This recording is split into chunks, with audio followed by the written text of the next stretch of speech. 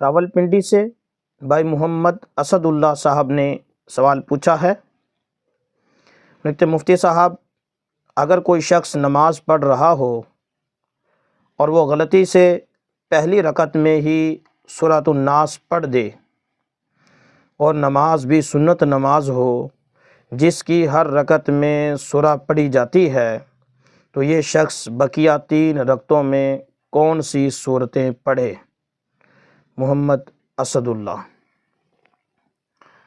جی میرے محترم بھائی، یہی صورت ہماری بعض کتابوں میں ملتی ہے اور اس میں یہ اختیار دیا ہوا ہے کہ اگر کوئی پہلی رکعت میں بھول کر سورہ ناس پڑھ دے تو اگلی رکعتوں میں اس کو اختیار ہوگا چاہے جو ان سی مرضی صورتیں پڑھ دے۔ لیکن ہماری تحقیق یہاں اس سے ذرا مختلف ہے۔ اگر غور کیا جائے تو دیکھا جائے کہ قرآن پاک کو پیچھے کی طرف پڑھنا، خلاف ترتیب پڑھنا، یہ مکروہ عمل تھا، لیکن قرآن پاک کو مکرر پڑھنا مکروہ نہیں تھا۔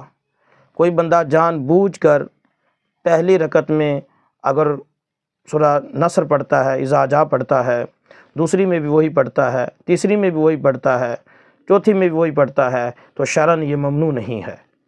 لہٰذا اگر کسی بندے نے سورہ ناس پہلی رکعت میں پڑھ لی تو اگر تو کوئی ایسی صورت ہوتی کہ اس کے پاس کوئی اختیار ہی نہ ہوتا تو پھر ہم کہہ دیتے جہاں سے مرضی پڑھ لے، لیکن جب اس کے پاس یہ اختیار موجود ہے کہ دوسری رکعت میں بھی ناس پڑھے، تیسری میں بھی ناس پڑھے، چوتھی میں بھی پڑھے، تو پھر اس کو الٹا قرآن، خلاف ترتیب قرآن پڑھنے کا کہنا یہ بات مناسب معلوم نہیں ہوتی۔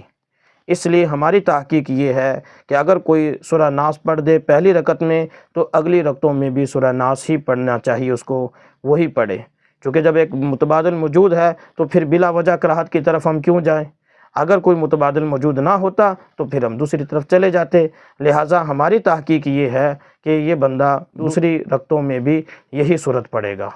لہٰذا اگر کوئی، جیسے میں نے عرض کیا کہ بعض کتابوں میں لکھا ہوا ہے کہ اس کو اختیار ہے چاہے جو ان سی مرضی پڑھ لے، اگر ان پر عمل کرے تو اس کی بھی گنجائش ہے، لیکن ہمیں ہماری تحقیق احوط معلوم ہو رہی ہے اور انسب معلوم ہو رہی ہے۔